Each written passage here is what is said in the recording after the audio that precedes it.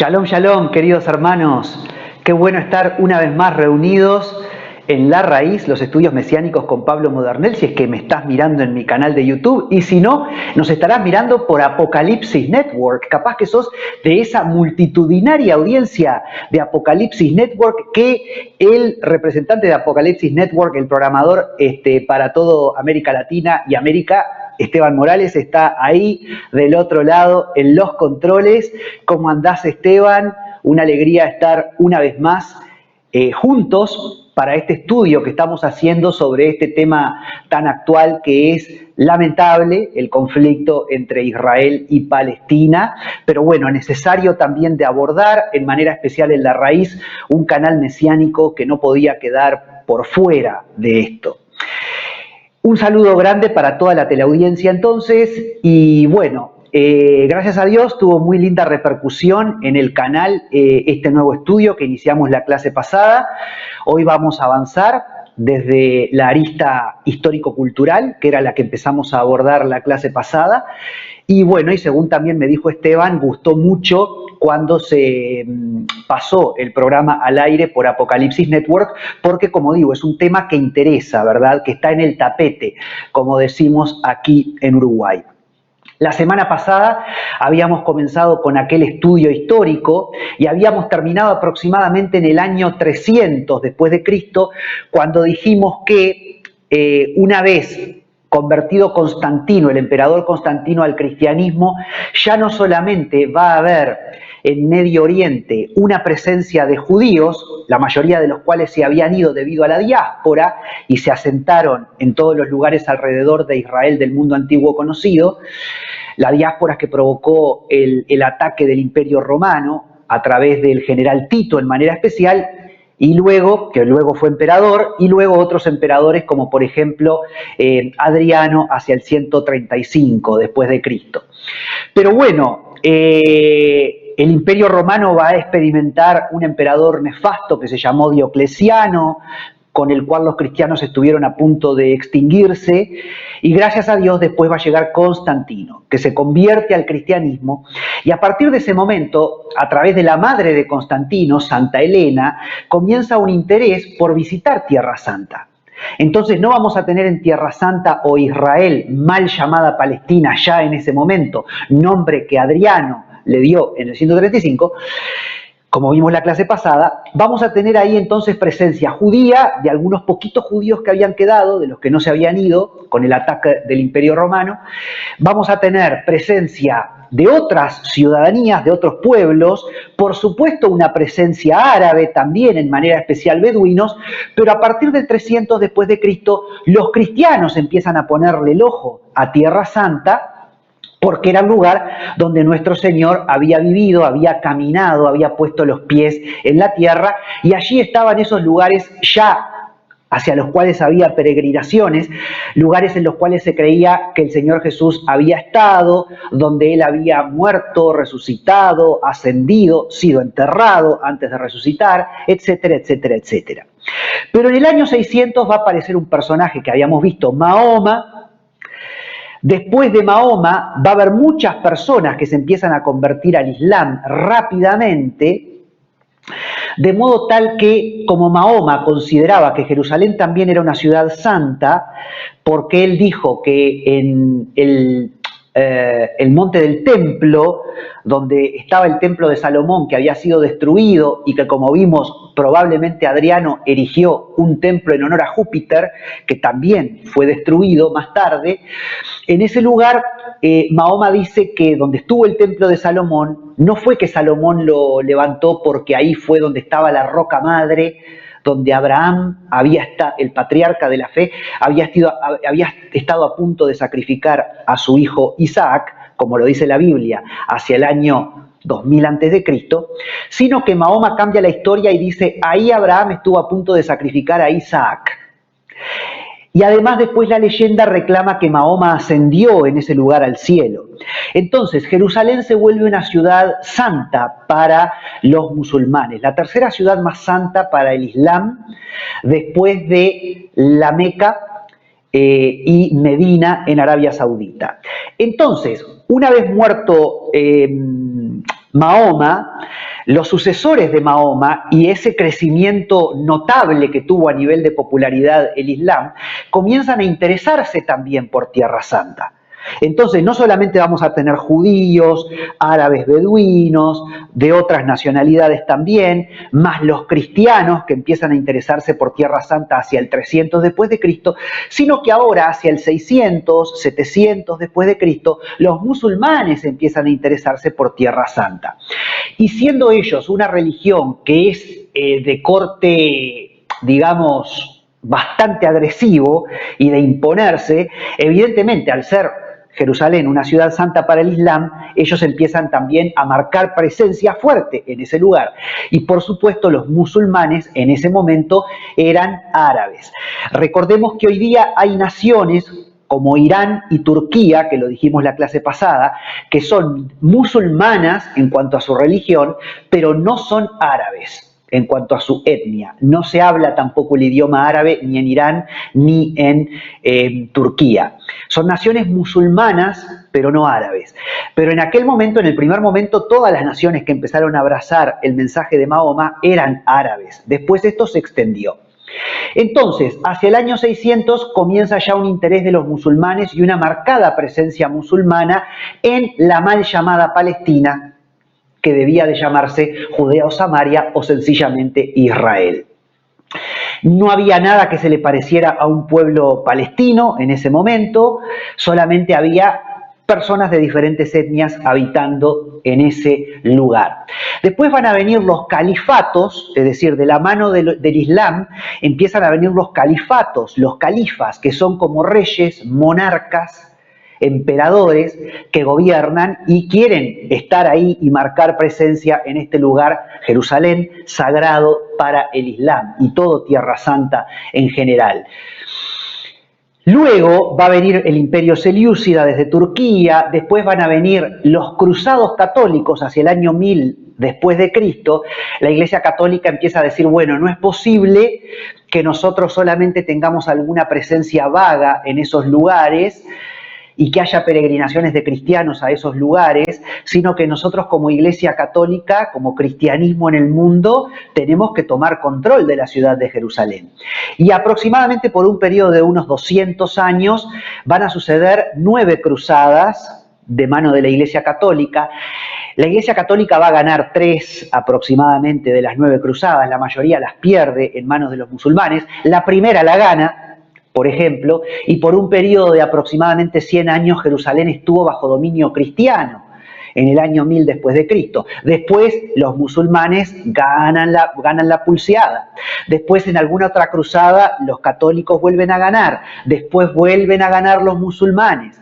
Y así va a suceder por un par de siglos, hasta que finalmente después van a llegar los mamelucos desde Egipto, a instalarse, también musulmanes, a instalarse en la Tierra Santa, y hacia el 1400 va a llegar el famoso Imperio Otomano. Desde Turquía, el Imperio Otomano, año 1400, va a gobernar sobre Tierra Santa hasta 1918, cuando después de la Primera Guerra Mundial el Imperio Otomano va a caer.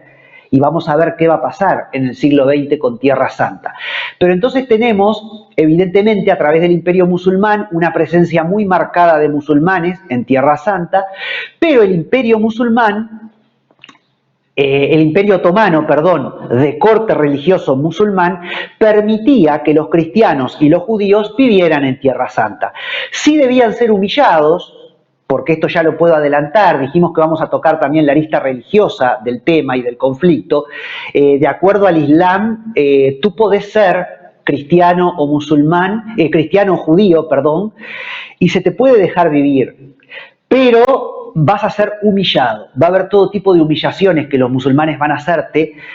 Humillaciones algunas que son de risa, como por ejemplo, si va un musulmán caminando por la calle, lo tengo que dejar pasar antes, o el musulmán que camine por la vereda y yo que camine por la calle como cristiano o judío, o que yo agache mi cabeza ante un musulmán, y otro tipo de vejaciones más fuertes todavía, ¿no? De humillaciones más fuertes, porque el Islam dice que es legítimo que todos se conviertan al Islam. Entonces, bueno, los católicos y los judíos, como, los cristianos y los judíos, como se los considera pueblos Dima o los pueblos del libro, ¿verdad? Los pueblos de la Biblia, Antiguo y Nuevo Testamento, bueno, se les puede permitir que mantengan su fe, pero hay que humillarlos.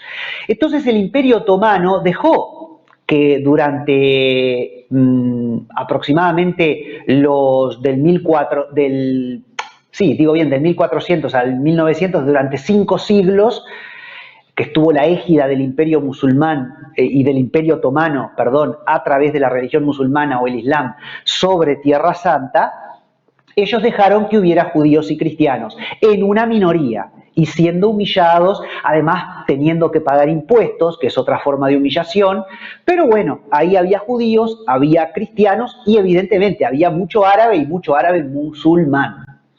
De modo tal que para cuando llega el siglo XX, la realidad de Tierra Santa va a ser que va a haber una población de aproximadamente 1 millón de personas, menos de 1 millón de personas. Pensemos que hoy día vive en todo ese lugar, lo que es Israel y Palestina, unas 15 millones de personas. Bueno, hace un siglo atrás había alrededor de 1 millón de personas, de las cuales unas 700.000 eran árabes, la mayoría árabes musulmanes. Habría unos 100.000 judíos aproximadamente, y no estoy seguro, pero si no leí mal en algún momento, también habría como unos 100.000 cristianos. No estoy muy seguro de la cifra de cristianos. Pero una abrumadora mayoría árabe musulmán y un 10% de judíos y un 10% de cristianos, vamos a decir. Ahora, para cuando sucede esto, estamos ya en los albores del siglo XX, fines del siglo XIX, ya hay una persecución de judíos en Europa y nosotros tenemos que entender algo que sucedió en la historia, que fue que un señor, aparece lo que se llama el movimiento sionista, que tiene la idea de que los judíos vuelvan, tengan un Estado, tengan un país. Hubo diferentes opciones. Una opción fue geográficamente Argentina, que ellos se establecieran en Argentina como nación. El otro lugar me parece que fue Uganda, en África, no me acuerdo bien. Pero bueno, finalmente la idea que fue la más aceptada fue, no, ¿por qué no vamos a volver a nuestra tierra? Si es una tierra en donde toda la vida hubo presencia judía, es la tierra que es de los judíos desde el año 2000 a.C., prometida a Abraham, como veíamos la clase pasada, es la tierra de nuestros ancestros. En esa tierra hay aproximadamente menos de 1 millón de personas y hay lugar para mucha gente. ¿Por qué no vamos a tener, aunque sea un terruño de esa tierra? Aunque sea un pequeño porcentaje para nosotros, ¿y por qué no nos vamos a establecer ahí? Entonces, un Rothschild, un señor que se llamaba Rothschild, banquero de una familia acaudalada y parlamentario inglés, parlamentario británico, le va a escribir una carta al ministro de Exterior, en ese momento inglés, que se llamaba Balfour, que también estuvo en el Parlamento británico y que era de corte presbiteriano. Esto es importante aclararlo porque pensemos que en ese momento todo el Parlamento británico era protestante. Es decir, todos los parlamentarios que dirigían los destinos del país eran cristianos protestantes, ya sea anglicanos, presbiterianos, congregacionalistas, metodistas, episcopales, diferentes denominaciones protestantes. Y hay una realidad, por eso también yo digo que acá una de las aristas es la arista religiosa y la espiritual, y es que el protestantismo es clásicamente, digamos, amigo de Israel. Si bien en algún momento Lutero primero se muestra a favor de los judíos y además Lutero amaba el hebreo, ¿no? Él decía que era la lengua de Dios, el hebreo, que el que sabía hebreo bebía de la fuente y el que sabía latín bebía del charco, decía Lutero, como diciendo lo importante es el hebreo. Lutero amó a los judíos. Después tuvo un momento en su vida en donde, bueno, tuvo un vuelco, él hasta incendió una sinagoga y tiene algunos escritos antisemitas, Lutero, pero hay que entender también esa cabeza hace 500 años. Yo no puedo juzgar la cabeza de Lutero hoy, en el 2023, siglo XXI, con la cabeza que él tuvo hace 500 años, ¿verdad? Pero más allá de esa actitud que puede haber tenido Lutero en algún momento de antisemitismo, el protestantismo es amigo de Israel. ¿Por qué? Porque con el protestantismo vino el conocimiento de la lectura de la palabra de Dios. Y la palabra de Dios te muestra claramente, sobre todo en el Antiguo Testamento, el amor que le debemos a Israel y las profecías que hay que se tienen que cumplir respecto al futuro de Israel y cómo esto está emparentado con el futuro de la Iglesia cuando lo vemos a la luz del Nuevo Testamento. Porque están las dos, Antiguo y Nuevo Testamento, son lo mismo. Como yo lo he dicho muchas veces en La Raíz, recordemos que el Nuevo Testamento, está escondido en el Antiguo Testamento. ¿Sí? El Nuevo Testamento está escondido en el Antiguo Testamento. Y el Antiguo Testamento, el Tanaj, ¿verdad?, se revela en el Nuevo Testamento. Cuando yo leo el Nuevo Testamento, conociendo el Antiguo Testamento, entiendo, por ejemplo, lo más básico, Jesús es el Cordero de Dios que quita el pecado del mundo. Toda la sangre de los corderos que se derramaba acá estaba apuntando a Jesús. Entonces, el Antiguo Testamento se revela en el Nuevo Testamento. Y el Nuevo Testamento está escondido en el Antiguo Testamento, porque cuando el Antiguo Testamento me habla de los corderos, me está hablando escondidamente de Jesús.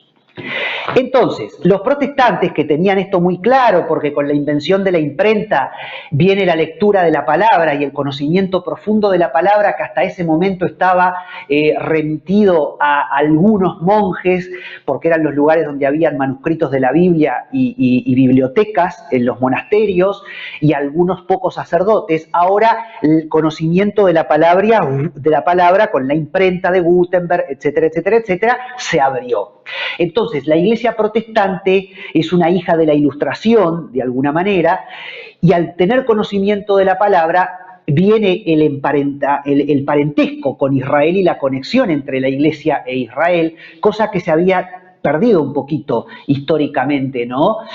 Es un despertar que trae el Espíritu Santo. Entonces, imagínense ustedes que esos parlamentarios de aquel momento no es como los parlamentarios de Inglaterra hoy. Hoy en el Parlamento inglés podés tener personas que de repente sean ateas, podés tener personas que de repente sean masonas, que respondan a la masonería u otro tipo de logias. Podés tener personas con todo tipo de creencias, incluso musulmanes, ya hoy día, porque hay una gran migración musulmana en algunos países europeos como Inglaterra, Alemania o Francia. Y ya han llegado al Parlamento. Pero en aquel momento, y también tenés algunos cristianos, protestantes en manera especial, pero yo me animo a decir muy atrevidamente cristianos tradicionales, porque la familia, pero de repente nunca ni van a la iglesia. En cambio, cuando hablamos del siglo XIX y el Parlamento inglés, hablamos de un parlamento integrado por personas que abrazaban la Biblia, que no solamente eran cristianos de nombre o por tradición, sino que eran conocedores de la palabra y que eran parlamentarios que todas las semanas iban a escuchar el sermón a la iglesia. Entonces hay ahí Inglaterra, de alguna manera, hija del protestantismo, lo mismo que Estados Unidos, hija de Inglaterra. Entonces hay un parentesco ahí muy fuerte, un bond, como se dice en inglés, ¿no? Una liga ahí entre Inglaterra y Estados Unidos, la Inglaterra y el Estados Unidos protestante, y por lo tanto también un emparentamiento y una cercanía muy grande y un amor muy grande a Israel. Entonces, este señor millonario, Rothschild, le pide en ese momento ministro de Defensa británico que, bueno, a ver si los judíos un día podemos volver a nuestra tierra. Y entonces hay una famosa declaración de 1917, conocida como la Declaración Balfour, en donde, porque así era el apellido de ese parlamentario presbiteriano, ministro de Defensa inglés, que le promete a su amigo filántropo Rothschild: está bien, yo me comprometo a que de alguna manera el Parlamento inglés va a luchar para que los judíos puedan volver a su tierra. Esto va a suceder después en manera específica cuando llegue el mandato británico, que vamos a ver ahora en un momento, vamos a hablar sobre esto. Y bueno, esto va a acontecer. Si vamos a la diapositiva número 3, Esteban, antes de entrar en el siglo XX, podemos ver ahí en la diapositiva número 3 de la presentación un poquito lo que hemos visto hasta ahora de cómo vino la historia en Tierra Santa, ¿verdad? Gracias, Esteban. Año 2000, tierra prometida a Abraham, reconquistada por los hebreos hacia el 1400, después que salen de Egipto con Moisés. Viene la diáspora tras la destrucción de Jerusalén y el templo en el 70 y en el 135. Ahí es cuando se le comienza a llamar a Judea o Samaria o Israel Palestina. Todo lo explicamos en la clase pasada. Los cristianos van a empezar a tener interés en Tierra Santa con Constantino y su madre Santa Elena a partir del 300 después de Cristo. Después aparece Mahoma y los califatos, se construye el Domo de la Roca, que es ese edificio que vemos hasta hoy día, la cúpula dorada islámica, y después vienen en el 1000 al 1300 los selyúcidas, los cruzados, los mamelucos, es decir, cristianos y musulmanes con dominio sobre Tierra Santa, y finalmente el Imperio Otomano, de lo que acabo de hablar, hasta 1918. Vamos ahora a la siguiente diapositiva porque vamos a ver en esta clase, en manera especial, qué pasa en el siglo XX. Y primero voy a leer la diapositiva para después ir punto por punto. 1920, mandato británico, ahora voy a explicar. 1947, plan de partición de Palestina o tierra de Israel por la ONU. 1948 se crea el Estado de Israel y ahí sucede algo para los palestinos con los colores de la bandera palestina que yo puse en negro, rojo y verde, falta el blanco también, que es la Nakba. Voy a explicar qué es esto de la Nakba, algo que sufre el pueblo palestino hacia 1948. También inmediatamente al otro día de declarado por la ONU la formación del Estado de Israel, los países árabes, la Liga Árabe le va a declarar la guerra a Israel, y yo ahí pongo entre signos de interrogación, ¿no hay también una Nakba israelí? Y voy a explicar esto. 20 años después, 1967, va a llegar la Guerra de los 6 días. En el 2005, Israel va a ceder la Franja de Gaza, y voy a explicar todo este proceso. En el 2007, Hamas, el grupo de insurgentes terroristas, sube al poder hasta hoy día. Y hacia el 2012 recién, Palestina va a ser declarado Estado observador de la ONU, no Estado miembro aún. Entonces, este es el panorama del siglo XX. Y podés venir a mí, Esteban, porque voy a hacer entonces un recorrido un poquito por esta historia. Entonces, ustedes imagínense, Balfour, que se compromete con Rothschild, este multimillonario, sí, está bien, vamos a darle un pedazo de la tierra de Israel a los judíos. Aclaro también acá que mucho se habla de la familia de los Rothschild, porque los Rothschild son una familia poderosísima, hay muchos, vieron que hay una teoría que habla de la teoría de la conspiración, que habla de que hay algunas familias adineradas en el mundo que son las que controlan los destinos del planeta, entre ellas la de los Rothschild, según se cree. Muchos dicen que estas familias pertenecen a sectas de corte satánico. Ahora, primero que todo esto es una teoría, pero supongamos, vamos a darle la veracidad a la teoría y decir, bueno, esto es verdad. Yo no sé exactamente si aquel Rothschild de los primeros comienzos del siglo XX era en sí secretista o satánico, o si pertenecía a alguna secta, o era sencillamente un cristiano. Yo lo que sé que era un filántropo, ¿no? Punto número 1. Entonces, primero, ojo con las teorías conspirativas. No digo que no pueda existir, no digo que no pueda ser verdad, no digo que no tenga veracidad, porque tampoco somos tontos y sabemos que donde hay dinero hay poder y hay mucha cosa que se mueve atrás, como también un poquito lo vamos a ver cuando toquemos la arista geopolítica del tema. Pero aclaro que, bueno, no hay certeza de que esto sea así. Por otro lado, tampoco significa que este Rothschild del que estoy hablando sea igual a los Rothschild de hoy día. No sabemos en qué momento hay un vuelco de los Rothschild hacia el secretismo, si es que lo hay. Pero por otro lado, aun cuando así fuera, y aun cuando este Rothschild sionista primero que consigue la promesa del ministro Balfour de conceder una parte de Tierra Santa a los judíos, aun cuando él también fuera de corte secretista y satánico, vamos a decir, eso no le quita derecho a la existencia del Estado moderno de Israel, porque como digo, hay profecías en la palabra de Dios, en el Antiguo Testamento, y las vamos a ver cuando hablemos de la arista espiritual del tema, que hablan de que el pueblo judío iba a ser juntado de los 4 puntos cardinales y que ellos iban a volver a su tierra. Entonces, no creo en sí que, digamos, que la concepción llamada sionista, el anhelo de que el pueblo judío vuelva al monte Sión, en Jerusalén, sea algo de corte satánico, sino más bien yo creo que es algo que es el cumplimiento de la profecía bíblica. Ahora, si Dios, para cumplir esa profecía bíblica, usó el amor del pueblo protestante, encendido por el Espíritu Santo y conocedor de la palabra, gloria a Dios. Pero si Dios también hubiera usado algo que nada tiene que ver con lo religioso espiritual, sino con algo de interés político-financiero, y a Dios se le antojó usar el anhelo de estos multimillonarios de ir a instalarse a Israel para que la profecía se cumpliera, me viene bien también. Es decir, Dios hace como Él quiere. A mí no me interesa si es a través del movimiento sionista, si es a través del respaldo protestante que la Iglesia protestante le dio a través del mandato británico a los judíos para que llegaran a existir como Estado moderno, si es un propósito de Dios que se iba a cumplir de todas maneras.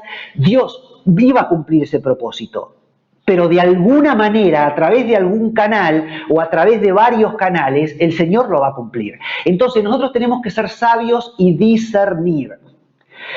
Aun cuando los Rothschild fueran satánicos, eso no echa por tierra que sea legítimo que los judíos hayan vuelto a su tierra. Hay que separar los tantos, como decimos en Uruguay.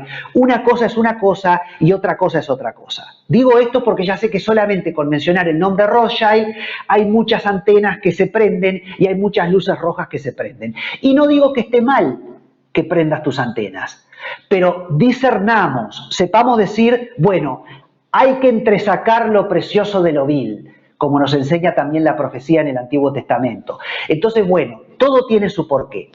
El punto es que este ministro de Defensa británico, presbiteriano él, de una fe protestante ferviente, le promete a los Rothschild y al sionismo, digamos, bueno, está bien, un día le vamos a dar una parte de Israel a los judíos.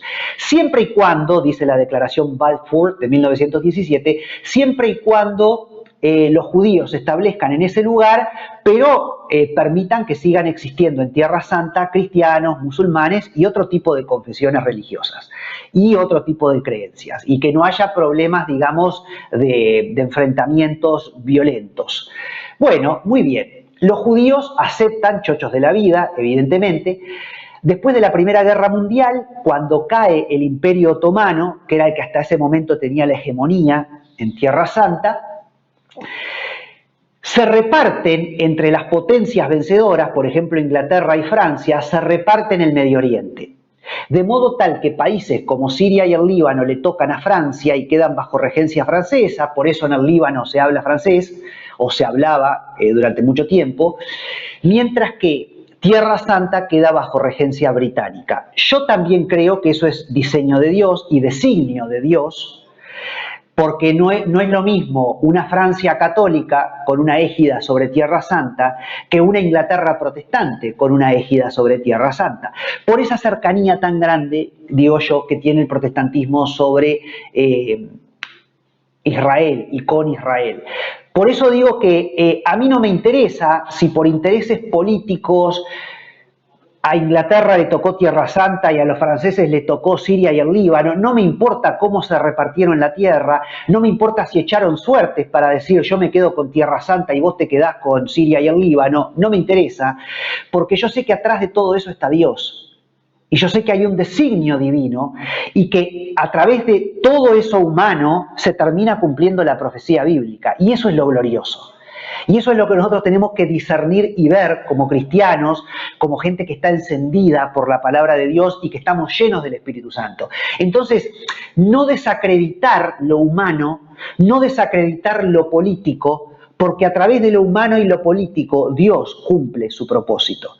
Porque de hecho, a través de Dios hecho hombre, nuestro Señor Jesucristo, Dios cumple su plan mesiánico de redención para toda la humanidad. Entonces no es cuestión de que porque aparece el nombre de un Rothschild o porque aparece el sionismo y a mí no me gusta el sionismo porque el sionismo es de derecha y yo soy de izquierda, entonces no me gusta, o porque no, mira estos vivos, estos colonizadores, Inglaterra y Francia, los grandes imperios de la época, se repartieron la tierra, mira qué sinvergüenzas, mira si Dios va a estar atrás de todo eso. Yo te digo sí, Dios está atrás del sionismo, aunque sea de derecha y a vos no te guste, como puede estar atrás de algo de la izquierda, aunque sea de izquierda y a vos por ser de derecha no te guste, como Dios puede moverse atrás de un Rothschild, aunque de pronto no sea cristiano, y aun cuando fuera satánico, Dios puede usar hasta un Rothschild, si Él quiere. Y Dios puede usar a grandes imperios como el francés o el británico para cumplir su propósito. Entonces, sabiduría espiritual y discernimiento de que acá estamos atendiendo a lo más macro, a lo más importante, que es el cumplimiento de la palabra de Dios y el cumplimiento del plan de redención para la humanidad. Entonces, los judíos, sí o sí, de acuerdo a la profecía, tenían que volver a su tierra. No me interesa cómo, no me interesa el mecanismo que Dios usó. Yo aplaudo a que sucedió. Si es a través de los sionistas, bravo. Si también pusieron su grano de arena el mandato británico y los ingleses protestantes, bravo. Y quien más haya puesto su grano de arena, yo lo aplaudo. No me importa si es de derecha, si es de izquierda, si es millonario económicamente o si es pobre, si es cristiano, si es judío o si pertenece a otra confesión de fe. A mí lo que me importa es que el macro plan de Dios y la profecía de Dios se cumpla, inexorablemente y de una manera u otra. Si en la Biblia, si en el Antiguo Testamento Dios hizo que un burro hablara, mira si Dios no va a poder usar un partido político o un mover político o un imperio, ¿sí? Entonces, con lo cual tampoco quiere decir que yo me case ni con el sionismo, ni con la derecha, ni con la izquierda, ni con el poder británico, ni con el poder de otro imperio. No, sabiduría, discernimiento, saber entender de lo que estamos hablando. Entonces, el tema es que llega finalmente, después de la Primera Guerra Mundial, esa bendición para, me está empezando a escribir mi amiga Sheila, si Sheila estuviera, Sheila Schwartz, judía, no puedo atenderla porque estamos grabando el programa en vivo. Llega entonces, si ustedes escuchan bips, es Sheila que me está mandando mensajes. Entonces, llega entonces, el mandato británico. ¿Qué es el mandato británico? Que Tierra Santa, después de la Primera Guerra Mundial, Israel, mal llamado Palestina, queda bajo el gobierno de los ingleses. Y como decimos acá en Uruguay, a llorar al campito, si no te gusta. Porque bueno, en algún momento le tenía que tocar. Si después de tantos años de égida musulmana, finalmente Tierra Santa deja de estar bajo égida musulmana y empieza a estar bajo égida de una nación cristiana, bueno, gloria a Dios, cristiana protestante, ¿no? Ya era el turno. Entonces, después de tantos siglos de estar Tierra Santa bajo égida musulmana. Entonces, en efecto, va a haber los ingleses empiezan a avalar a los judíos que estaban siendo ya perseguidos en Europa. Recordemos los famosos pogromos, esas violencias contra los judíos que ya vienen de la Rusia zarista, antes de la Revolución Rusa, y otras situaciones más en donde los judíos ya no eran bienvenidos en Europa. Entonces empieza a haber una migración masiva de judíos a Israel, ya a fines del siglo XIX, comienzos del siglo XX, las primeras décadas del siglo XX. Entonces es ahí donde los árabes, que hasta ese momento no tenían problema con ese 10% de judíos que había en Tierra Santa, los árabes musulmanes empiezan a molestarse. ¿Qué es toda esta gente judía que está llegando a nuestro territorio? Ahora recordemos, hay 1 millón de personas en el territorio. Y si hoy día en ese pequeño territorio viven 15 millones de personas, ¿qué problema tenés con que de repente venga una migración de 1 o 2 millones de judíos, si hay lugar de sobra para todos? De tal modo que los árabes, ni cortos ni perezosos, empiezan también a traer gente. Y empiezan a venir árabes de Turquía, de Siria, desde el norte, de Irak, un poquito más hacia el este. También empiezan a venir árabes desde Egipto, a tal punto que muchos que se hacen llamar palestinos hoy día y que dicen, nosotros tenemos no sé cuántos años en nuestra tierra, tienen apellidos sirios, apellidos turcos, apellidos egipcios o apellidos iraquíes. ¿Por qué? Porque no solamente hay en las primeras décadas del siglo XX una gran migración judía hacia Tierra Santa, sino que también empieza a haber una migración árabe, y árabe sobre todo musulmán, hacia Tierra Santa. Incluso algunos que no eran árabes, pero que eran de corte musulmán y se empiezan a integrar en Tierra Santa. Y empiezan a haber enfrentamientos entre los árabes y los judíos. Y ahí es donde se empieza a gestar, recién hacia el año 1930, te podría decir yo, hace menos de 100 años, comienza realmente a gestarse lo que podríamos llamar una cultura palestina. Hasta ese momento no había nada como un Estado palestino, no había nada como un pueblo palestino ni siquiera, no había nada. No había una idiosincrasia palestina. Había en Tierra Santa viviendo judíos, cristianos, árabes, beduinos, árabes que de pronto ni musulmanes eran, árabes musulmanes, otro tipo de etnias y de personas. No había una cultura palestina. Ahora, cuando empieza la confrontación entre judíos y musulmanes, o entre judíos y árabes musulmanes, en la década del 20, en la década del 30, en Israel, en la década del 40, entonces ahí sí ya podemos empezar a decir, bueno, empieza a haber una conformación de una idiosincrasia de estos árabes que viven en Tierra Santa y que empiezan a tener unas determinadas características que los diferencian de los árabes y de los musulmanes que viven en Egipto, en Jordania o en otros países árabes. Entonces ahí sí hablamos de una conformación de la cultura palestina, pero esto tiene menos de 100 años de formación. Y después, evidentemente, con los sucesos que se van heredando década tras década, empieza a haber, como yo decía en la clase pasada, una poesía palestina, una música palestina, una forma de pensar, una educación palestina, todo lo cual va creando un pueblo palestino. Pero un pueblo palestino que no tiene demasiada antigüedad en Tierra Santa, como muchos reclaman hoy día. Esto es historia, esto es la realidad. Hay gente que me escribió en los comentarios del primer video que yo estaba dando una sola campana del tema. No estoy dando una sola campana del tema. Yo estoy hablando de las dos cosas. Yo no te estoy negando la existencia del Estado de Palestina o de los palestinos, pero hay que entender históricamente cómo son las cosas. No me digas que los palestinos de hoy día tienen algo que ver con los otrora filisteos que habitaron en la Franja de Gaza, porque como vimos en la clase pasada, esos venían de Grecia, eso es una civilización que se extinguió y no tiene nada que ver con los árabes palestinos de hoy día, y muchos de los cuales, como te estoy diciendo, vinieron de Siria, de Irak, de Turquía y de Egipto, después que los judíos en el siglo XX incluso. Mirá lo que te digo. Muy bien.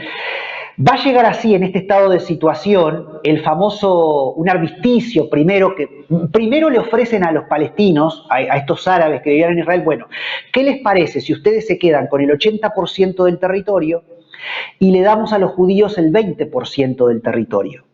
Los judíos aceptaron gustosamente y dijeron, nos parece bárbaro, nosotros lo que queremos es un terruño, un pedacito de tierra para poder tener un estado donde refugiarnos de toda esa persecución que ya estamos viviendo en Europa.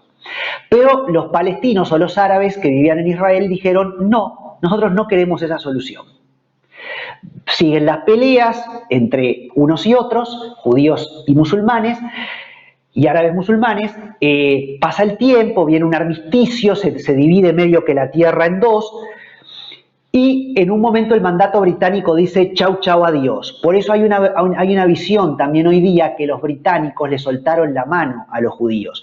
Lo que pasa es que, bueno, el mandato británico hizo su aporte, permitió que los judíos vinieran en grandes olas migratorias a establecerse en Israel, y en un momento cuando vio la pelea entre ambos, musulmanes y judíos, dijo, bueno, arréglense entre ustedes, y sí, el mandato británico le soltó la mano a Israel.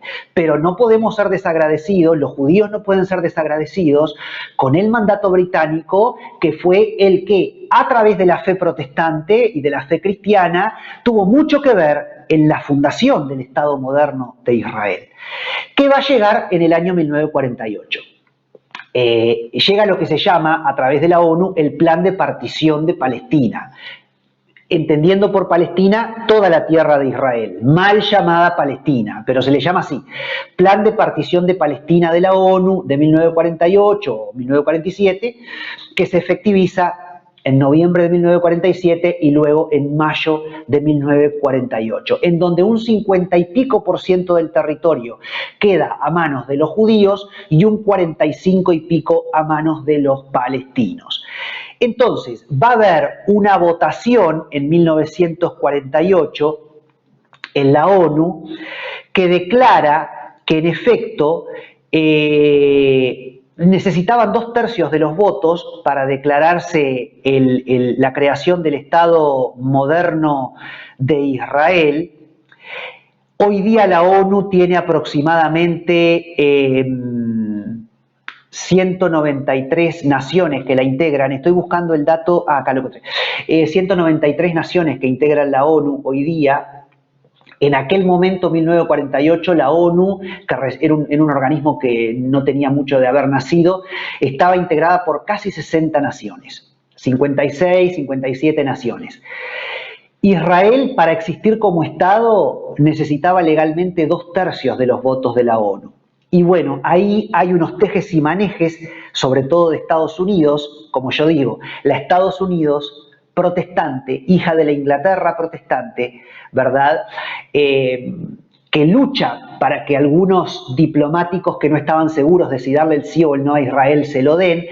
Por supuesto que hay tejes y manejes económicos por todo el tema de la geopolítica, es decir, Estados Unidos, según se dice, algunos de los votos que logró conseguir fue porque, bueno, Estados Unidos tenía determinados vínculos económicos, entonces aprieta a algunos diplomáticos, mirá, votá por la fundación del Estado moderno de Israel, vamos arriba, como decimos acá, ¿no? Y hay por unos beneficios económicos o para no poner trabas a nivel económico a determinadas naciones. Alguna cosa de esa hubo. Pero como yo digo, Dios estaba atrás de todo eso, aún atrás de esos intereses. La cuestión es que, en definitiva, 33 naciones votan a favor de la creación del Estado moderno de Israel, mientras que 13 naciones votan en contra y 10 naciones se abstienen. Entre las naciones que votaron en contra estaban todos los países árabes, pero votaron en contra, espero no estarme equivocando en esto porque uno lee tanto, Grecia y Cuba. Grecia y Cuba fueron las únicas 2 naciones no árabes que votaron en contra de la fundación del Estado moderno de Israel en 1948. Cuba hasta hoy día no reconoce a Israel como nación. Como digo, hoy día la ONU está integrada por 193 países, de los cuales 167 reconocen a Israel como Estado. Hay 20 y pico de naciones, 26 o algo así, o 23, que no reconocen a Israel como Estado. Todas naciones árabes, excepto Cuba y Corea del Norte. Son los únicos 2 países, aparte de las naciones árabes, de esas 20 y pico de naciones, que aún hoy día no reconocen el Estado moderno de Israel. Pero bueno, con 33 votos, y mi amado Uruguay, este pequeño país fue uno de los 33 que dio el voto positivo. En Uruguay siempre se dice, ¿no? Uruguay está antes que Venezuela, alfabéticamente. Venezuela fue el último voto, pero no sé por qué en Uruguay acá siempre estuvo el rum rum de que gracias a Uruguay, gracias al voto de Uruguay, se crea el Estado moderno de Israel, ¿no? En 1948. Uruguay vota afirmativamente, Uruguay sí, Venezuela sí, y con 33 votos se aprueba la creación del Estado moderno de Israel, 1948. Una de las naciones que se abstuvo fue Argentina, cosa curiosísima porque tiene una población enorme de judíos, la segunda más grande del mundo después de los Estados Unidos. Fuera de Israel viene Estados Unidos, creo que después viene Argentina, Francia, son los países que mayor comunidad y presencia judía tienen en el planeta. Se crea el Estado moderno de Israel, 1948. Los palestinos no quisieron aceptar la creación de su Estado. Inmediatamente que se crea el Estado moderno de Israel, los palestinos no existían como Estado, lo que había eran árabes distribuidos en toda esa otra parte del territorio israelí o palestino, que supuestamente la ONU le quería dar el Estado de Palestina, pero como los palestinos no quisieron reconocerse como Estado, eso quedó como tierra de nadie. Israel iba a estar en la parte que la ONU le había dado, el 50% del territorio. El otro 50% era supuestamente para los palestinos que no querían saber de nada. Pero la Liga Árabe, en ese momento, los países que integraban la Liga Árabe y que circundan Israel, y que vimos el mapa, y hoy después lo vamos a ver con otro propósito nuevamente, más adelante, la Liga Árabe le declara la guerra a Israel, en manera especial 5 naciones. Egipto, Siria, Líbano, Irak y Cisjordania, porque en ese momento Jordania se llamaba Cisjordania, que también es un estado muy moderno, Jordania. También te cuento que ahí hubo todo un tema de Jordania se le dio a una familia rica árabe, que en realidad lo que esa familia quería tener era la tierra de Israel, pero Inglaterra le dijo no, Israel no, y le terminaron dando toda la parte de Jordania, al este del río Jordán, una familia rica árabe, y así se crea el estado de Jordania, ¿no? Pero en aquel momento se llamaba todavía Cisjordania, Jordania. Bueno, al otro día o a los 2 días de declarado el Estado de Israel por la ONU, es decir, por el derecho internacional, estas 5 naciones árabes, con el apoyo del resto de la Liga Árabe, le declaran la guerra a Israel. Entonces, como había unos 700.000 palestinos viviendo en Palestina o en Israel, la Liga Árabe le dice a los palestinos, váyanse, porque está la guerra, nosotros vamos a ganar esta guerra, ni modo que Israel pueda ganar esta guerra.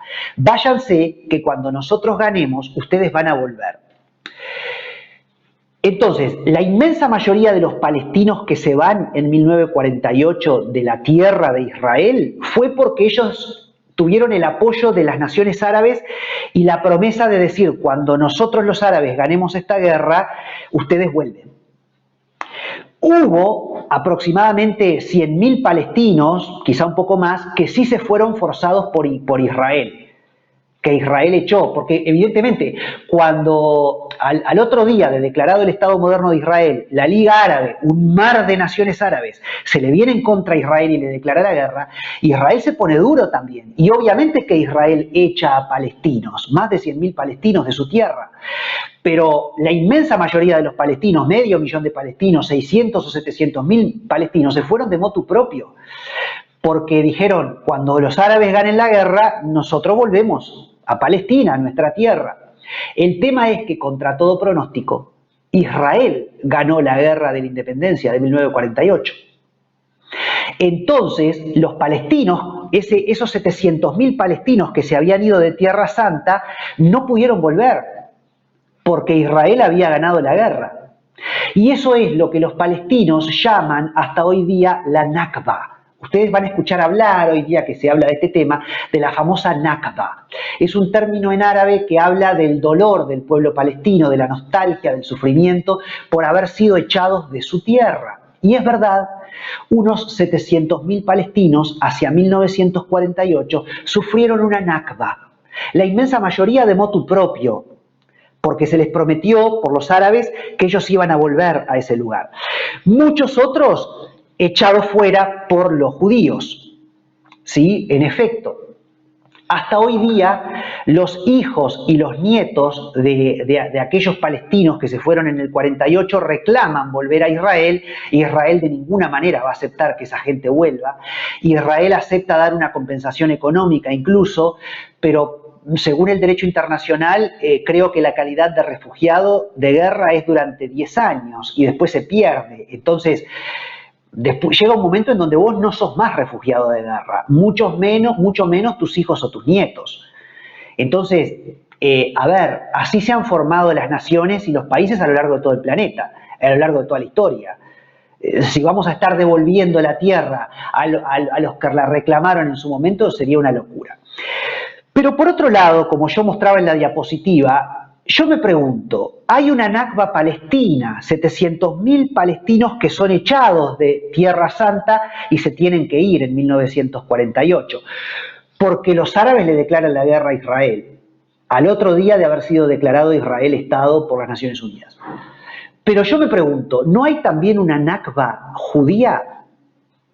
Porque te voy a contar, y esto yo me enteré hace muy poco, que 1 millón de judíos instantáneamente son echados en 1948 de todas las naciones árabes donde ellos vivían alrededor de Israel, son echados, y esos judíos ¿a dónde van a ir? Ese millón de judíos ¿a dónde se van a ir? A Israel, la mayoría. Entonces sí, hay 700.000 palestinos que se fueron de Palestina a los países hermanos árabes, pero hay 1 millón de judíos que fueron echados de las comunidades árabes y que también sufrieron una Nakba y tuvieron que venir a vivir a Israel. Y vamos a ir al mapa, Esteban, en la diapositiva número 5, que era un mapa que yo la clase pasada lo había mostrado sencillamente para que tuviéramos una idea de que lo que está en azul es Israel y Palestina y todo lo demás es el mundo árabe. Miren lo que es geográficamente la bestialidad en cuanto a territorio del mundo árabe. Pero esto, que yo le agradezco a Ariel Orovit del Instituto Moriah de la Universidad Hebrea de Jerusalén, con los que viajé este año en febrero a Israel, porque ellos ahora están haciendo en el canal de Moriah College, que yo te animo a que vayas y entres en el canal de Moriah College, ellos hacen estudios, y uno de los estudios que hicieron fue los mitos palestinos, y ahí yo vi por primera vez este mapa, y me enteré de este detalle, que después yo me lo bajé en internet el mapa por otro lado, así que muchas gracias Ariel porque me desperté en cuanto a esta realidad, y es que en 1948 1 millón de judíos fueron echados de todas estas naciones árabes y tuvieron que irse a vivir a Israel, la mayoría, o a otros lugares.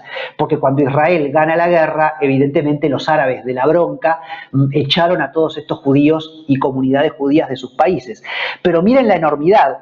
Al extremo izquierdo tenemos a Morocco, desde ahí en inglés, Marruecos, de donde son echados 263.000 judíos. Al lado, Algeria o Argelia en español, donde son echados 140.000 judíos. Tunisia o Túnez, 105.000 judíos. Libia, 38.000 judíos. Egipto, 75.000 judíos. El Líbano, arriba de Israel, 24.000 judíos. Siria, 30.000 judíos. Irak, la otrora Babilonia, 100.000 judíos. Irán, antiguo imperio persa, 150.000 judíos. Afganistán, 5.000 judíos. Pakistán, 2.000 judíos. Si seguimos para abajo, Adén, 1.000 judíos. Yemen, 6.300 judíos. Omán, 5.000 judíos. Bahrein, 1.500 judíos. Miren la enormidad. Cuando vos sumás toda esa cifra, arroja un total de 1 millón de judíos que fueron echados en 1948 de estos territorios y tuvieron que irse a dónde ese millón de judíos, a lo que está en el mapa en azul, a ese botoncito, a ese puntito llamado Israel. Y podés venir a mí ahora, Esteban. Entonces, hay una Nakba del pueblo palestino que yo no niego, porque yo no doy una sola campana, como me dijeron en los comentarios la semana pasada en YouTube. No, hay una Nakba palestina, yo no te lo niego, y hay un dolor, porque irte de tu tierra es un dolor tremendo, 700.000 palestinos que se tuvieron que ir de tierra de Israel. Pero hay 1 millón de judíos, hay una Nakba judía de todas las naciones árabes que circundaban a Israel y que se tuvieron que venir a Israel. Y esas naciones árabes, esas comunidades judías que vivían en los países árabes alrededor de Israel, muchos de ellos hacía 2000 años que estaban en esos países árabes. No eran como los palestinos de Turquía, de Irak, de Siria o de Egipto, que tenían apenas un par de décadas en Palestina y ya se hacían llamar palestinos y descendientes de los filisteos, que nada que ver. No, no. Estas naciones, estas comunidades judías en las naciones árabes circundantes tenían literalmente cientos, sino miles de años de historia asentadas en los países árabes. Porque recordemos, que yo lo dije en la clase pasada, que tras la diáspora del año 70 de los romanos, la gente no se fuma, entonces los judíos se van al mundo antiguo conocido a vivir, cuando el imperio romano los persigue hasta la muerte en Israel, y se establecen en todo el mundo antiguo conocido. Hay datos históricos increíbles. La mitad de la población de Alejandría, hacia el primer siglo después de Cristo, segundo siglo después de Cristo, la mitad de la población era judía. Tremendo como los judíos se esparcieron por el mundo antiguo conocido. Entonces, había comunidades judías en el norte de África y en todas las demás naciones árabes hacía prácticamente 2000 años. Y muchos de esos judíos eran del cono urbano. Eran médicos, eran odontólogos, eran artistas, eran personas con diferentes ocupaciones artesanales y tenían muchas posesiones materiales en las ciudades árabes en las cuales vivían. Y ellos lo dejaron todo atrás y se fueron a Israel con una mano atrás y una adelante, como quien dice, porque no es que se les permitió vender lo que tenían, no, no, te vas con una mano atrás y otra adelante. Obvio, muchos de ellos tendrían dinero en el banco o yo qué sé dónde, ¿no? Pero tuvieron que dejar sus casas y sus posesiones. Contrariamente a los palestinos que se van de Israel, pero eran del cono más que nada rural, no eran del cono urbano.